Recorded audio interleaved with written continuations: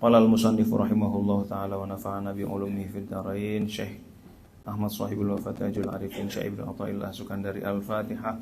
Baik, kita masuki hikmah yang ke-9. Bismillahirrahmanirrahim. Dalam hikmah yang ke-9 ini Syekh Ibnu Athaillah Sukandari berkata bahwa tanawwa'at ajnasul a'mal litanawwu'i waridatil ahwal. Tanawwa'at, beragam. Iro-iro kalau bahasa Jepang ya. Tanawwa'at, beragam. Apa yang beragam? Ajnasul a'mal, jenis-jenis amal. Litanawwu'i, karena beragamnya. Waridatil ahwal, nanti saya jelasin. Waridat ahwal. Apa itu waridat? Nah, beragamnya anugerah apa yang turun dari Allah, dinamika. Nah, itu ya. Dinamika apa? Anugerah apa? Anugerah berupa ahwal, pengalaman spiritual, state, kondisi jiwa. Beda pengalaman spiritual, maka beda amal yang dianjurkan. Nah, begitu ya. Beragam jenis amal disebabkan beragamnya anugerah pengalaman spiritual. Nah, itu. Jadi, amal apakah yang paling bagus buat kita? Apakah istighfar? Apakah sholawat? Apakah hamdalah? Apakah basmalah? Tergantung anugerah pengalaman spiritual, kondisi jiwa kita itu bagaimana? Nah, itu. Kalau kita lagi merasa banyak banget nikmat dari Allah, malu kita kepada Allah, maka kita wirid yang paling tepat ada alhamdulillah, alhamdulillah, alhamdulillah. Kalau kita lagi dilanda mahabbah, cinta kepada Nabi Muhammad SAW, maka wirid kita adalah yang paling afdol membaca sholawat. Kalau kita merasa banyak dosa, maka yang paling afdol bagi kita adalah membaca istighfar. Satu sama lain beda wirid yang utamanya itu. Nah, jadi jangan disamakan. Dan gak usah berkecil hati kalau beda. Jangan menghina. Ente wirid nih baru gitu kan. Itu mah cemen nih wirid nih, dalilnya nih kata ustadz ini, kata kiai ini, kata habib ini gitu kan. Nanti dulu. Jadi beda-beda sesuai dengan kondisi kebatinannya, kondisi kejiwaannya. Tapi ada tapinya. Itu bagi yang belum punya mursyid.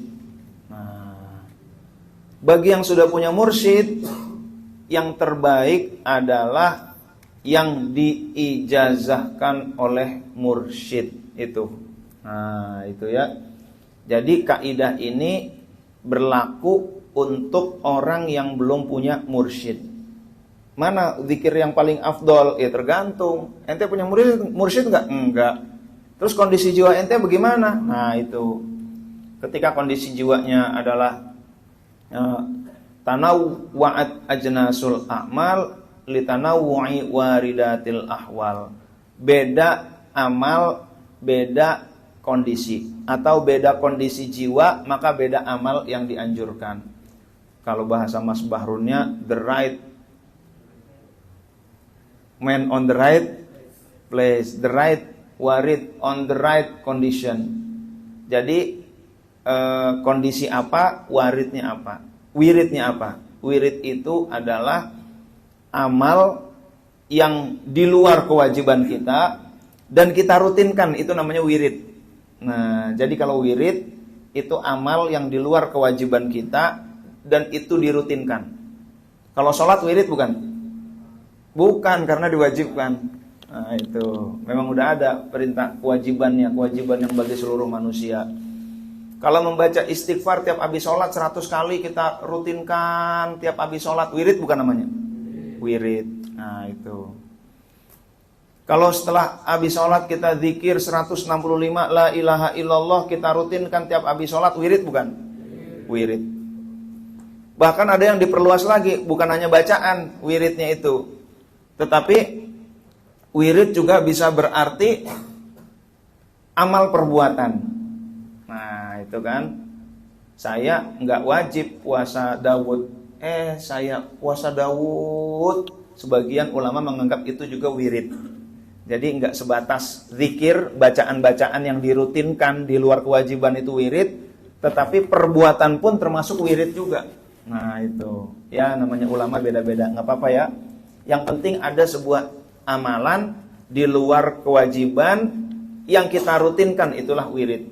Nah, beda kondisi, ahwal, beda wiridnya, beda amalnya. Misal, ketika banyak dosa tadi, maka dia perbanyak istighfar. Nah, itu.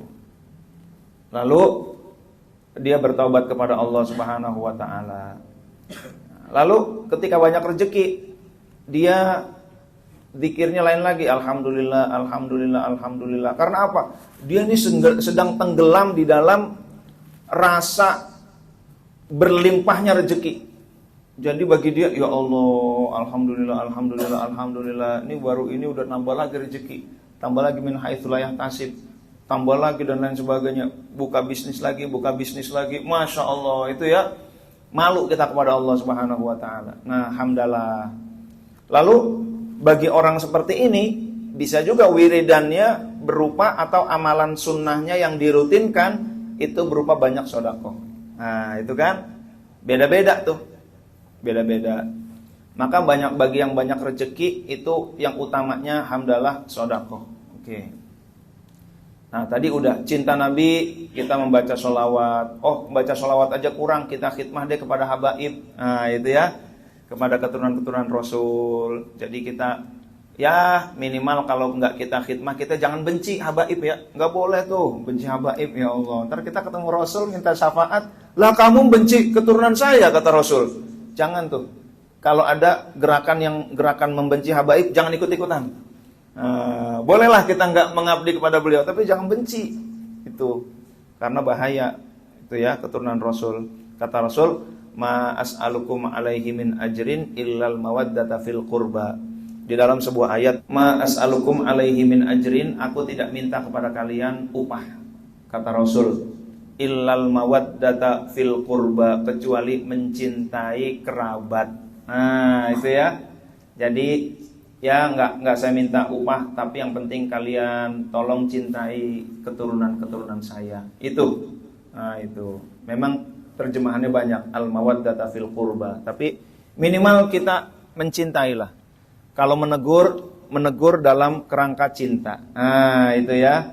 Mengkritik, menegur dalam kerangka cinta. Beda menegur kerangka cinta sama menegur yang benci. Giliran ada Habib yang perilakunya jelek, nah ini dia nih yang gue tunggu nih, gitu kan. Ya Allah, ini bagaikan Nabi dulu zaman ketika Nabi Isra Mi'raj. Lalu Nabi mengaku pergi ke Sidratul Muntaha. Kata orang-orang kafir, ini dia nih yang gue tunggu. Bohongnya Muhammad, katanya gitu kan. Dari dulu kita tunggu-tunggu, kapan Muhammad ini bohong? Kali ini gue dapat, kata dia gitu ya. Nah, itu jangan begitu. Nah, kita lanjut lagi. Lalu ada orang yang waro. Waro itu hati-hati, sangat hati-hati. Ini halal apa enggak? Ini syubhat apa enggak? Jangankan haram, syubhat aja nggak berani dia. Jangankan syubhat, halal aja kebanyakan nggak berani. Jadi kalau makan itu sekedarnya aja lah. Ya sepiring begitu kan. Habis makan sepiring mie ayam gitu ya, sekedarnya aja. Nah, itu banyak juga lama-lama ya. Nah, hadirin dan hadirat yang dimuliakan oleh Allah Subhanahu wa taala. Jadi seperti itu, ada orang yang waro. Nah, waro. Maka bagi orang yang waro itu, dia bisa jadi amalnya itu dia menanam sendiri tuh. Sampai sekarang ada kiai-kiai yang nggak mau makan dari luar, saking hati-hati banget terhadap yang halal, yang haram, yang subhat aja hati-hati banget. Jadi bagi dia cuma dua hal. Itu kalau air, ya air yang dari tanah, air dari hujan. Kalau makanan yang dia tanam sendiri, maka dia tanam sendiri. Padi dia tanam sendiri, sayur dia tanam sendiri, cabai dia tanam sendiri, begitu ya, bawang semua tanam sendiri. Masih ada tuh ulama yang begitu. Luar biasa. Kalau saya nggak bisa, saya nggak bisa lah yang begitu ya. Udahlah, saya wiridnya atau amalnya riadohnya hal yang lain aja lah, gitu kan. Nah, maka kita perlu mengenal diri kita ini cocoknya yang mana itu. Maka bagi orang yang warok seperti itu, ya bisa jadi dia menanam sendiri, masih ada tuh. Itu hartanya bersih banget ya, luar biasa. Kiai siapa namanya? Kiai Toifur kalau nggak salah itu. Kiai Toifur yang di daerah mana ya? Daerah pokoknya Jawa Tengah situlah ya. Purworejo kalau nggak salah ya. Ada Kiai Toifur di Purworejo kalau nggak salah, Mbah Toifur atau apalah pokoknya, lupa saya namanya. Waktu sidang Habib Rizik beliau datang tuh, siapa itu namanya ya? Ya pokoknya itulah. Saya diceritain itu kiai yang kalau makan dari hasil tanaman sendiri. Kalau kata Ustadz Abdul Somad masih ada orang yang kayak gitu di beberapa tempat. Masya Allah ya, udah jarang tuh yang begitu tuh. Nah, oleh karena itu kita perlu mengenali diri kita sendiri. Kita ini tipe apa? Ada macan, citah. Wah, dia kelebihannya larinya kecepatannya berapa ya? Mungkin 120 km per jam lah. Nah, itu masih di bawah Bugatti Chiron ya. Bugatti Chiron tuh kurang lebih 400 km per jam lah ya. Itu standarnya kayak pesawat. Lalu ada lagi burung, dia nggak larinya nggak bisa, tapi dia terbangnya tinggi.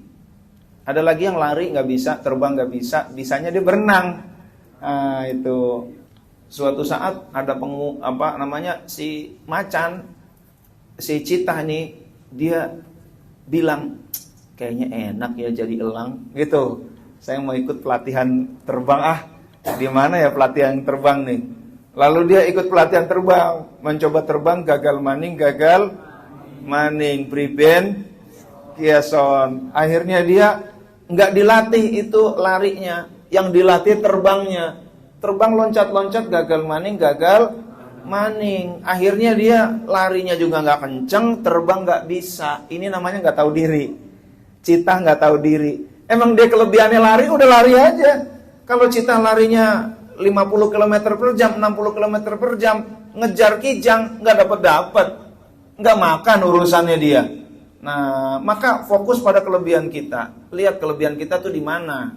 Nggak mesti sama, nggak mesti semua orang bisnisnya jus.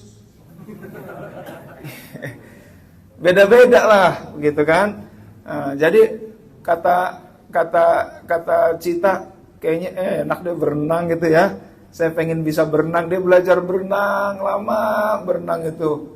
Untuk jago kayak ikan gimana caranya dia? Lama dia untuk belajar berenang, tapi dia nggak latih larinya. Dia citah yang nggak tahu diri. Nah itu, maka disinilah pentingnya mengenal diri, menggapai ilahi. Begitu pula burung elang, dia lihat citah, wush, larinya luar biasa nih. Ngejar apa aja dia ketangkap sama citah tuh. Saya belajar lari tek ya nggak bisa, bukan itu kehebatan dia.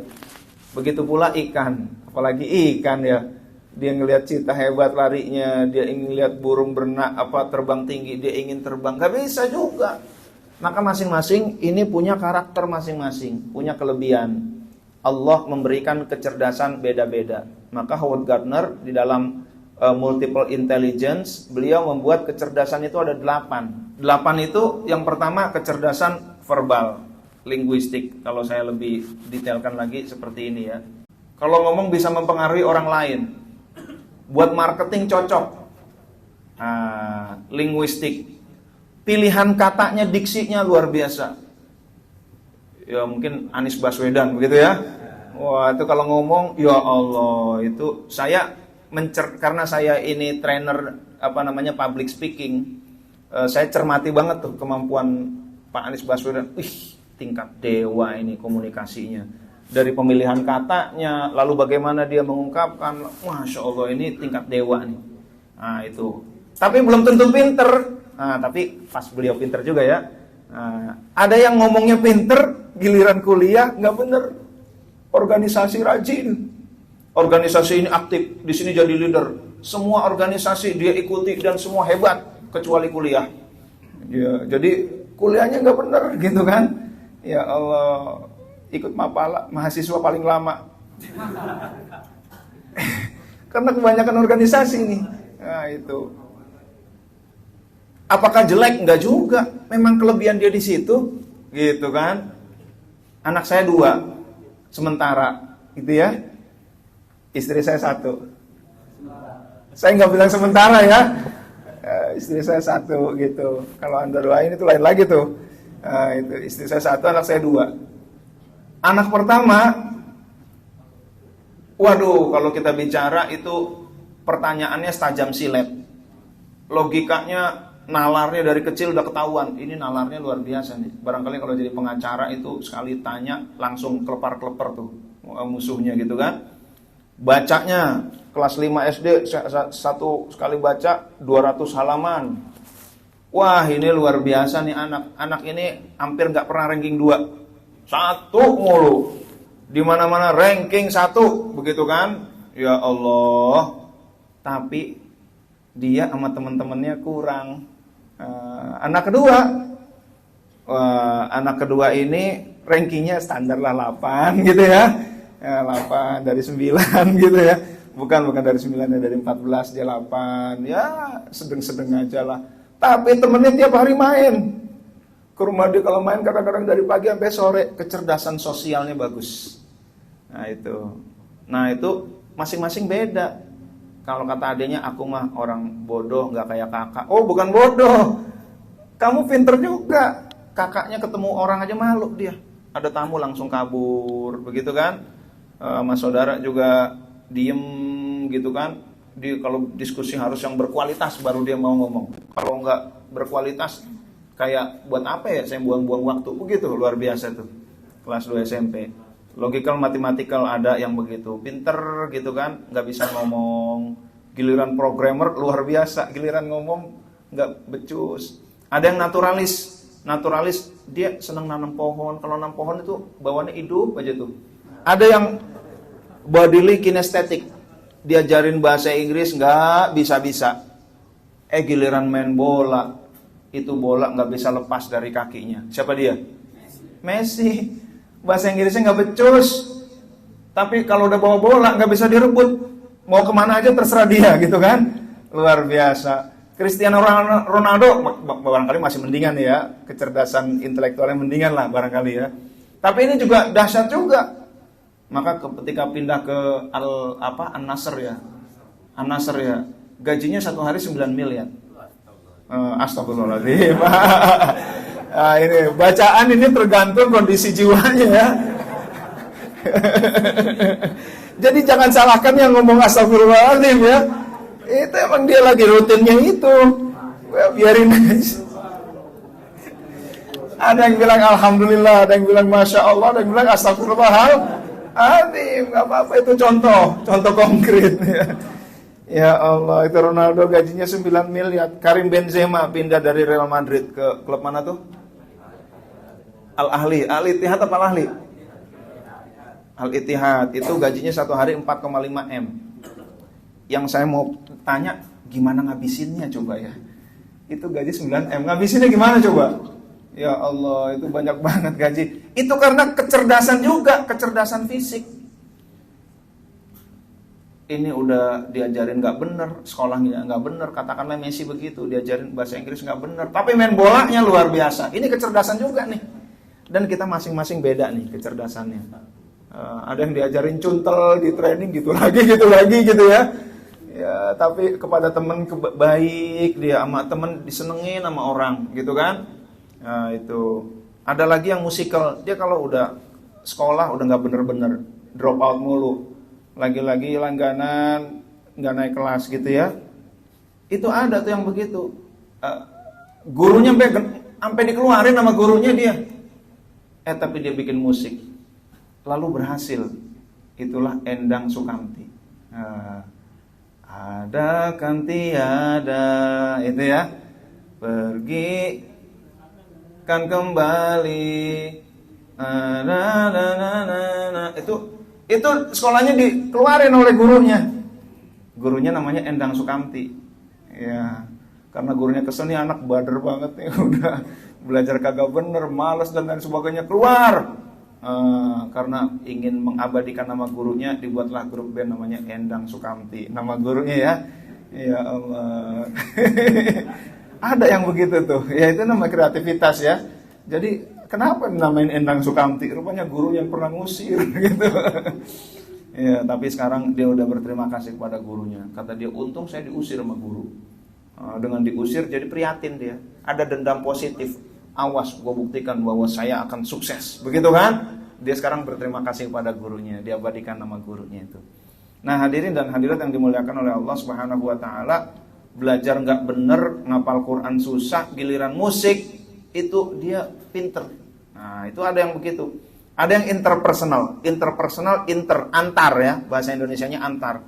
Kepada orang ya tadi ngapal Quran susah, belajar nggak bener, ranking buncit, tapi disenengin orang-orang. Nah itu dia empati kepada orang. Itu interpersonal dan dia punya kemampuan sosial. Jadi ini semua adalah modal. Modal intelektual, modal verbal, modal natural, modal sosial.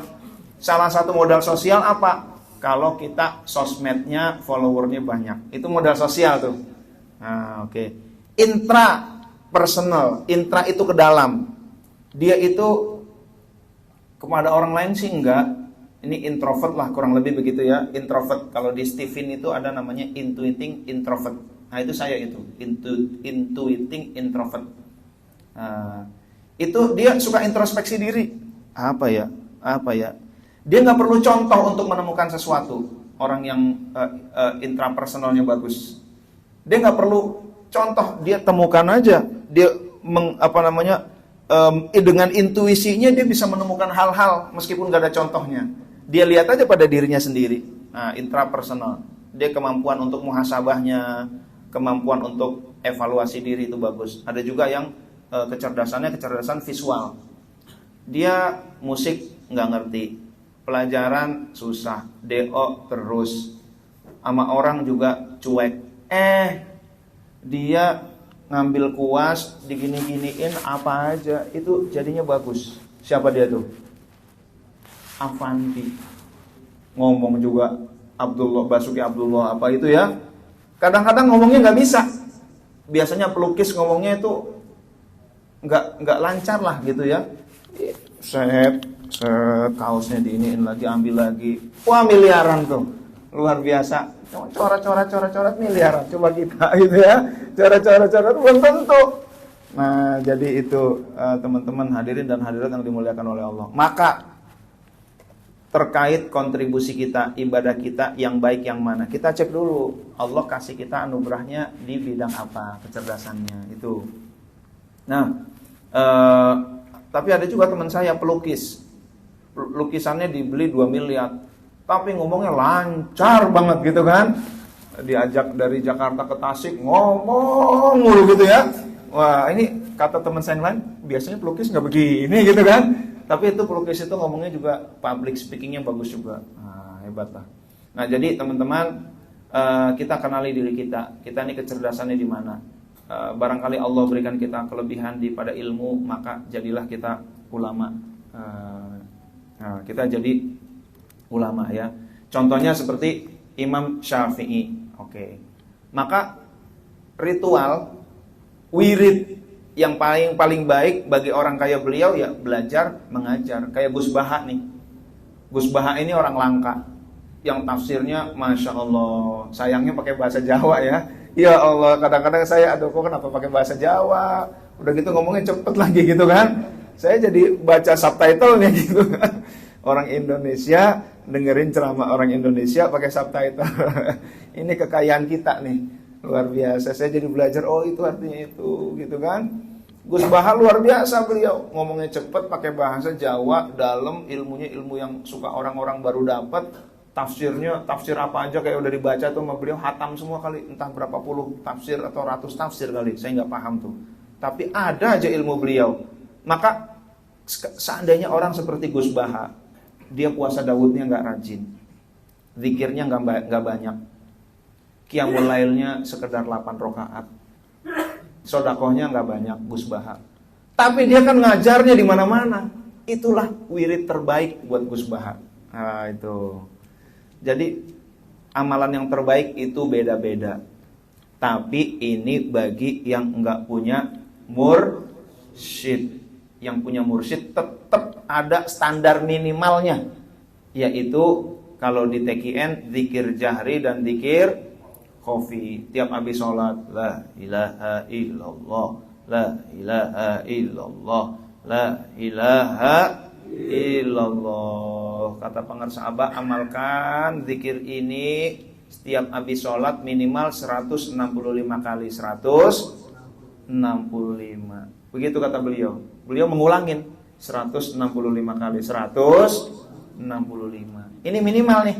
Nah, maka bagi ikhwan TKN apapun profesinya, minimal habis sholat 165. Nah, maka profesi kita insya Allah akan dibimbing, dibus oleh guru kita. Oke, ada yang ulama, tetapi ada yang pejabat, ilmu gak banyak, tafsir gak ngerti, bahasa Arab boro-boro, baca Quran aja belepotan.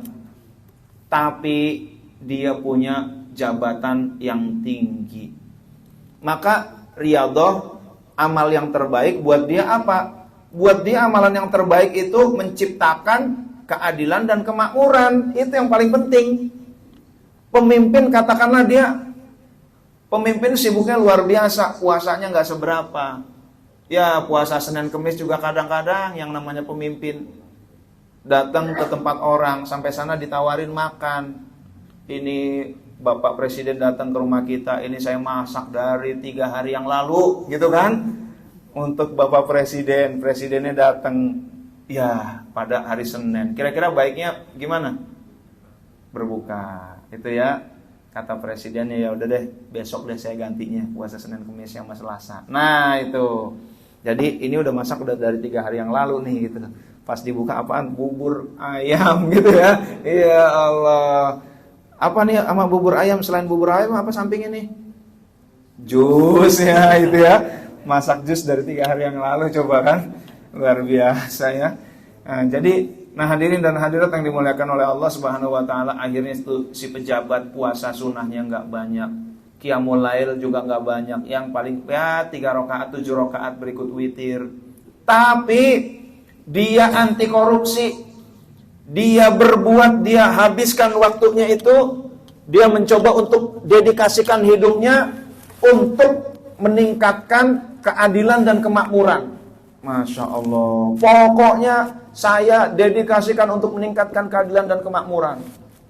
Oke, dia puasanya dikit, dia qiyamul lail dikit, tapi jihadnya itu membuat rakyat jutaan, ratusan juta jadi makmur. Amin ya rabbal alamin. Maka kita jangan salahkan,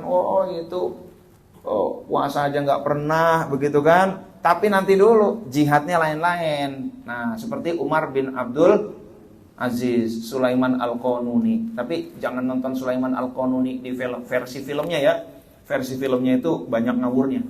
Tadi juga barusan saya ngobrol habis ngurus legalitas perusahaan bareng orang Turki namanya Furkan. Kita bicaralah tentang film-film Turki. Baru pulang tadi jam 2:15 jalan sama beliau ya. Dia bilang, saya cerita tentang film Sultan Abdul Hamid, film Muhammad Al-Fatih, lalu Sulaiman Al-Qanuni. Saya bilang gitu kan. Kata dia, Ustadz, jangan nonton tuh Sulaiman Al-Qanuni. Itu dibuat oleh orang yang anti terhadap Islam.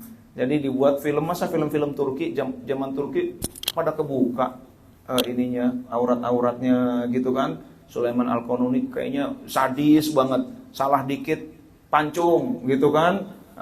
Itu nggak benar tuh, kata dia begitu, versi orang Turki. Ya saya nurut aja lah, namanya dia orang Turki ya, dia lebih dekat lah kepada sejarah bangsanya.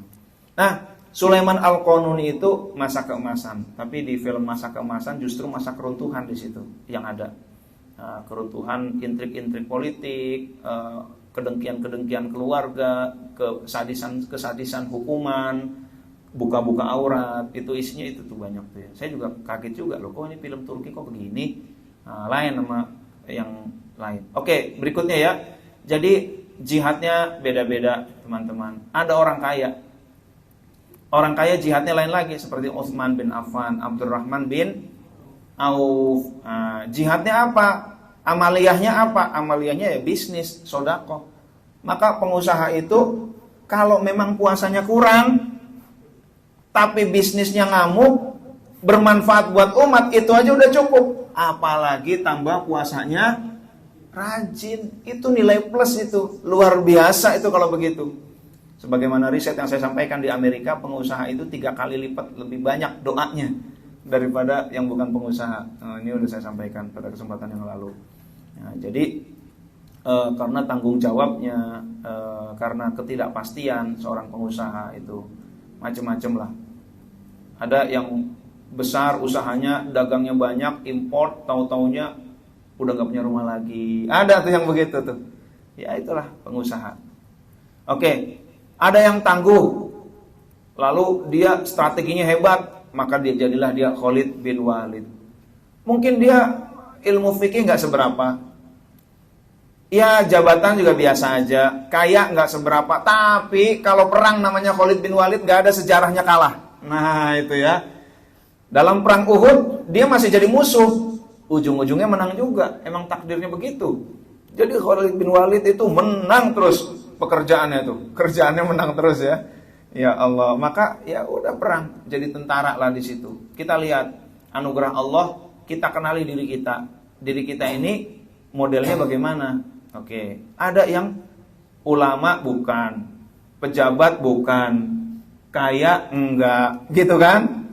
Bahkan dia termiskin, gitu kan? Aku merasa orang termiskin di dunia. Ah itu. Tapi dia suaranya bagus. Tangguh perang ya nggak seberapa. Suaranya bagus, jadilah dia Bilal. Nah itu. Dia tahu kelebihan dia pada suara, maka dia gunakan suaranya itu untuk manggil orang ibadah. Ulama bukan, pejabat bukan, kaya enggak, tangguh enggak. Dia punya suara, dia ciptakan lagu-lagu religi. Nah, katakanlah Maher Zain.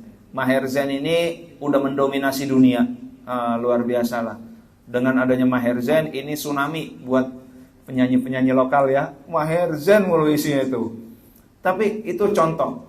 Dia menggunakan suaranya untuk berdakwah. Cobalah kita cermati lagu-lagunya Maher Zain. Masya Allah, itu dalam ya. Sami Yusuf, itu dalam lagunya. Bahkan Maher Zain dia mencoba. Coba lihat Maher Zain di panggung. Dia harus, kalau ada perempuan pembawa acara, boro-boro dia deket. Itu harus jarak sekian. Itu Maher Zain tuh, SOP-nya. Boleh ada perempuan ikut di panggung saya, tapi jaraknya harus sekian. Tuh, begitu. Jadi nggak ada dia foto sama siapa gitu kan. Nah, karena harus berjarak sama dia. Jadi betul-betul menjaga adab. Nah, itu pride-nya udah tinggi gitu. Nah, Bilal maka diadzan. Ada yang ulama bukan, ilmu nggak banyak, jabatan nggak punya, kaya nggak, dia orang miskin, tangguh juga nggak, suara nggak punya, dia bahkan single, perempuan single, suami juga nggak ada. Ngelayanin suami, ibadah berupa servis suami juga nggak ada. Lalu bagaimana dia cara ibadahnya? Ya udah seperti Robi'atul Adawiyah, sholat sunnah aja berbanyak. Nah, berapa rakaat? Semalam nggak banyak-banyak, cuman 1000 rakaat. Iya, Robi'atul Adawiyah nggak punya suami, enak dia sholat semalaman. Besoknya mau ngantuk boleh. Nah, kalau punya suami, besok suaminya mau kerja masih tidur, kopi. Gitu kan. Waduh, suami bangun belum dibikinin kopi. Bikin kopi itu kalau suami mulai bergerak-gerak dari bangun tidur langsung masak air. Begitu kan? Kata suaminya begitu. Jadi ya beliau nggak punya suami. Karena orang yang mau ngelamar beliau syaratnya berat. Wahai Robi'atul Adawiyah, aku pengen menjadi suamimu, bagaimana? Oh boleh, tapi saya mau tanya dulu. Saya ini tolong dipastikan saya ini masuk surga apa neraka. Kalau kamu bisa memastikan, saya mau deh nikah sama kamu. Ya gagal. Datang lagi ulama lagi. Pas datang lagi ulama lagi, oh iya saya mau ngelamar kamu, boleh, tapi tolong jawab pertanyaan saya. Gitu ya. Nggak ada yang bisa jawab. Wah ini berat nih. Siapa yang bisa menjamin Robi'atul Adawiyah masuk surga? Itu setingkat wali besar loh. Dia masih ada khaufnya, takutnya kepada Allah. Sekelas Robi'atul Adawiyah. Kita merasa tenang-tenang, aku makanya udah pasti masuk surga gitu ya. Ya Allah, belagu banget kita. Ya Allah. Nah, hadirin dan hadirat yang dimuliakan oleh Allah, apakah kita lihat nih, kira-kira kita ulama? Kalau ulama, maka khidmah kita dengan ilmu. Maka karena ya saya barangkali ya ada jurusan ulama dikit-dikit lah ya, maka saya ngaji terus sampai S3 gitu. S3 kan ngaji juga, tholabul ilmi. Terus aja kalau ada S4 saya ambil S4 sampai teler gitu kan, S teler gitu. Karena saya bukan pejabat, ya udah saya khidmahnya di bidang ilmu. Nah, khidmahnya bikin konten-konten gitu kan, konten kajian-kajian, jualan mobil, jualan mobil, kajian-kajian lah ya. Nah itu. Lalu kalau orang kaya, khidmahnya beda lagi, pengabdiannya, amalnya beda lagi. Nah itu. Jadi nggak harus sama dengan Robi'atul Adawiyah.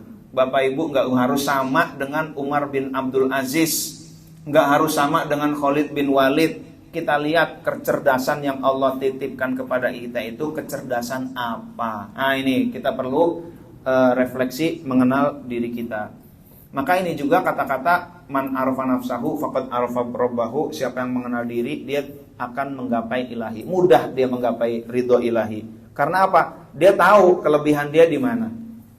Dan itu semua Bapak Ibu hadirin dan hadirat yang dimuliakan oleh Allah, dalam rangka apa? Dalam rangka highest meaning, makna tertinggi yang bisa dia kontribusikan. Nah itu. Saya bisa aja jadi caleg gitu kan, anggota lapis legit, legislatif, latifnya udah biasa kan, itu kan. Ustadz Latif mau nggak jadi caleg? Ya kalau saya mau bisa aja, tapi apakah saya di situ bisa maksimal? Daripada begitu, udahlah saya jadi ulama aja, sambil Allah kasih rezeki berupa bisnis gitu kan. Ya Allah kasih rezeki bisnis, ya terserah Allah lah. Masa kita tolak ya?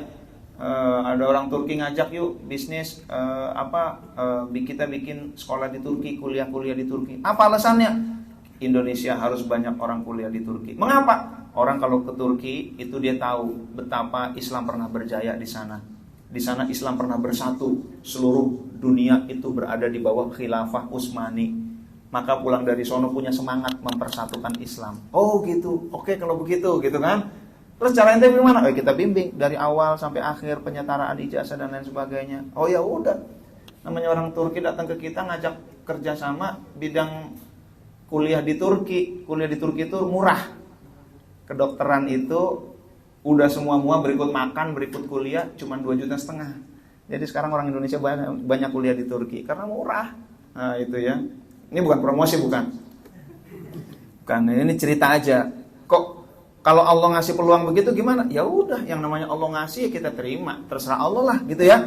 Si Turkinya maunya datangnya ke saya, ya terserah dia. Allah gerakinnya begitu. Maka akhir-akhir ini kami warawiri gitu ya bareng dia. Ya terserah Allah lah. Jadi sebagai ulama kecil-kecilan, ya oke lah saya sebagai ulama karena saya santri ya. Santri kan jurusan ulama sebenarnya pesantren itu. Apalagi pesantrennya pesantren kitab, bukan pesantren yang leadership, bukan pesantren yang IT, bukan. Pesantren As-Siddiqiyah itu pesantren kitab. Jadi jurusannya ulama, bukan untuk menjadi cendekiawan yang ahli IT, bukan. Tapi kadang-kadang ada juga yang begitu. Jadi jurusannya jurusan ulama, ya udah, memang saya dari awal jurusannya itu. Tapi kalau Allah kasih dari hal yang lain, ya bismillah, barangkali bisa bermanfaat, begitu. Nah itu kita kenali diri kita, teman-teman. Kita lihat introspeksi diri. Nah ini kalau sekarang mungkin nggak selesai ya. Kita lihat waktu kita kira-kira orang yang jenisnya banyak apa dikit. Nah itu. Kalau waktunya banyak, ibadahnya yang bagaimana? Kalau waktunya dikit, ibadahnya yang bagaimana? Nah itu. Ini kita perlu tahu. Kenali diri kita. Lalu apa yang baik yang bisa kita berikan? Nah yang kedua, kita ini punya keluarga bagaimana? Keluarganya banyak apa dikit? Kalau nggak punya keluarga, udah perbanyak aja sholat, perbanyak aja baca Quran. Bagi yang single-single atau perempuan, pasangan yang anaknya belum banyak gitu, perbanyak baca Quran, perbanyak sholat sunnah. Tapi ibu saya anaknya 10. Habis ngopeni itu nyabokin ini gitu kan. Habis itu nyebokin, ini Latif sama kakaknya berantem, gitu kan? Kesel dia, udah berantem aja terus, kata ibu saya gitu kan. Habis susah, nyebokin ini, nyebokin itu, yang ini ada PR, ini nyiapin sekolah, yang itu berantem lagi. Aduh, terus aja berantem gitu. Tapi dibilang terus berantem malah berhenti kita. Itu namanya perintah tetapi larangan. Nah, itu ya. Jadi nggak semua perintah itu wajib. Ada perintah yang berarti larangan. Nah, itu. Oke, keluarga kita berapa banyak? Kalau memang ibu-ibu punya suami yang suaminya harus dilayani, melayani suami itu adalah ibadah yang utama.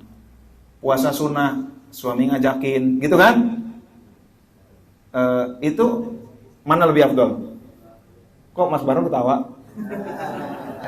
Melayani suami itu ya. Jadi beda kondisi keluarga, beda mana amal yang terbaik. Nah ini ya. Jadi jangan disamakan antara yang punya suami yang nggak punya suami, beda. Ibu yang punya anak banyak dengan ibu yang nggak punya anak jenisnya beda. Yang punya anak banyak ngopeni anak 10, lalu dia lihat, wah enak banget dia bisa qiyamul lail, udah dah saya nggak usah ngurusin anak, saya qiyamul lail. Anaknya ingusan semua, pada nggak mandi, gitu ya, pada sekolahnya pada nggak bener. Nah, ini namanya nggak tahu diri. Bagi yang mengenal itu mengenal diri, tapi bagi yang nggak kenal ini namanya nggak tahu diri. Nah, cek anak kita berapa. Nah itu ternyata anak banyak tapi semua udah menyantren, ya kembali sholat sunnah lagi, baca Quran yang banyak. Nah itu. Oke, profesi kita apa? Bagi seorang karyawan, karyanya dibilang apa? Audit, gitu kan? Bagaimana human capital dan lain sebagainya. Gudang, nah itu beda-beda tuh. Jadi ibadahnya beda-beda. Lalu harta kita banyak apa enggak? Kalau harta kita dikit, ya sedekah tetap tapi dikit, bisanya segitu. Lalu kompensasinya, ya puasa sunnah yang banyak, zikirnya yang banyak. Jadi orang kaya ibadahnya jangan tiru-tiru orang miskin. Orang kaya dia 1000 rakaat, saya 1000 rakaat, tapi enggak sedekah. Ini namanya nggak tahu diri. Itu ada orang yang bilang ke saya, Ustadz doain saya. Biar apa? Biar proyek saya gol. Terus kalau gol gimana? Saya berjanji saya akan ibadah haji 7 kali berturut-turut. Terus manfaatnya buat orang apa? Ya Allah, haji plus 7 kali berturut-turut. Terus manfaatnya mana buat orang? Ya Allah, itu ya. Maka saya nggak terlalu banyak inilah haji ya sekali aja ya gitu ya, kecuali kalau dibayarin lain lagi sih. Atau jadi pembimbing lain lagi itu ya, itu tugas. Sudah haji cukup sekali. Umroh ya pas haji udah, umroh lagi dibayarin gitu ya, udahlah. Begitu namanya dibayarin, masa kita tolak gitu kan? Lalu kita lihat ilmu kita banyak apa enggak. Kalau ilmu kita banyak, mengabdilah dengan ilmu kita. Nah itu, jadi beda-beda kita. Kecerdasan kita tadi sudah Gardner udah menyampaikan ada 8 jenis kecerdasan. Nah kecerdasan kita di bidang apa? Ada yang pinter banget nulis, gitu kan? Kayak siapa kalau di sini? Pak Nas lagi ya. Pinter nulis, dia jihadnya nulis. Mungkin kalau ngomong nggak sepinter nulisnya, gitu ya. Saya beda lagi, ngomong lancar. Nulis, ya Allah, hampir 2 kali saya DO gara-gara enggak selesai nulis. S1 skripsinya hampir selesai, ini juga mapala. S2 ini enggak selesai juga tesisnya. Ikut ini apa namanya, cuci gudang. Ini mahasiswa lama banget enggak selesai-selesai. Udah dah ikut kuliah lagi 2 semester, habis itu dianggap tesis. Nah baru selesai saya tuh. Nah, jadi ada yang begitu tuh, itu ya, ya kayak saya lah begini. Kelebihan saya memang bukan di menulis. Nah, itu. Lalu kita lihat relasi kita seperti apa. Kalau relasinya dikit, ibadahnya bagaimana. Kalau relasinya banyak, ibadahnya bagaimana. Mungkin kita bisa menjadi wasilah kebaikan-kebaikan. Ustaz Latif, kita ada halal bihalal, kata tunanetra. Kita nggak punya snack, nggak punya makan siang, nggak punya sembako, nggak punya uang transport. Gimana nih?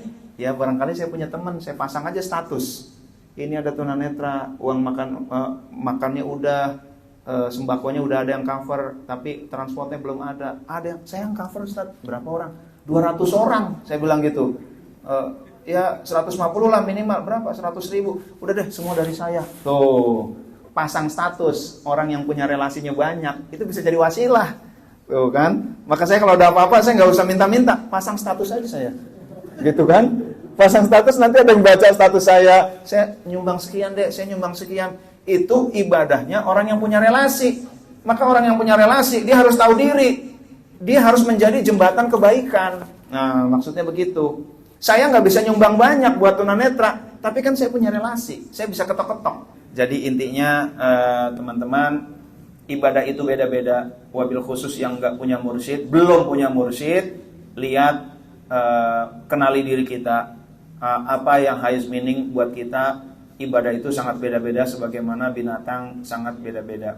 Tetapi bagi yang punya mursyid, minimal mengamalkan apa yang diijazahkan oleh mursyid. Lalu selanjutnya amalan-amalan berikutnya lagi-lagi sesuaikan dengan waridatil ahwal, dengan apa potensi yang Allah berikan kepada kita. Demikian, mudah-mudahan Allah berikan taufik dan hidayah kepada kita sehingga kita bisa menjalankan peran yang Allah titipkan kepada kita. Amin ya rabbal alamin.